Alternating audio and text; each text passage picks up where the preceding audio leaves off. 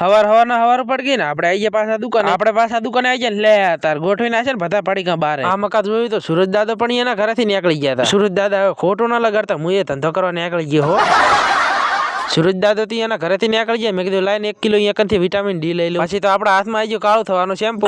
એટલે થોડું થવાનું છે, કોઈ ચિંતા ના કરતા. મારી દુકાનનો માલ છે એટલે વખાણ તો કરવા પડે. શેમ્પુ ને કાળા થોડું કરીને હું આવી ગયો પાછો દુકાને. મને ભોંડું હવે એવું ન લાગતું મારા માથામાં થોડું ખડ વધારે થઈ ગયું છે. દુકાને બેઠા હતા ને આપણે પાછા નીકળી ગયા રાધનપુર જવા માટે. આજ તો પહેલથી કહી દીધું કે રેલવે ફાટક હવે જ ખુલ્યો લાગે. શું કીધું તું શેક નહીં ખુલ્યો, જો હાલ જ ખુલ્યો છે. હવે કોઈ હું અંતરિયામે કે એવો કોઈ ભૂવો નથી હો. ના કે ભોંડું ભૂવો તો ચેટલાનું અલ્યા ના ચેટલાનું સારું કર્યું હતો.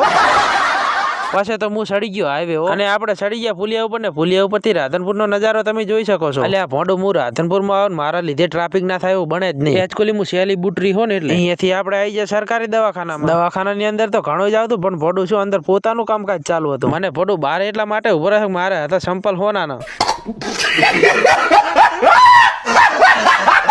દવાખાને આપણે એટલા માટે આવેલો હતો કે કાકાના છોકરાને કઈડેલ હતું યાર. અહીંયાથી પાછા આપણે બજારમાં આવી જાય ને આમ જો ખેતરમાં ખડતો બધું યાદાઈ લાગ્યું છે. અહીંયાથી રખડતા આવી જાય મીઠાઈ વાળાને દુકાને. માતાએ પ્રસાદી કરવાની હતી આપણે અહીંયાથી ઉઠાઈ લીધા પેડા. બજારમાં રખડી બખડીને આપણે પાછા નીકળી ગયા ઘર તરફ. બાઈક ભયાના હાથમાં હતું મારો ઓળશો એ તો બધાની સાઈડ જ કાપતો જતો હતો. જોજી હો ભયા આપણે કોઈને કાપી જાય. સાઈડ હો સાઈડ.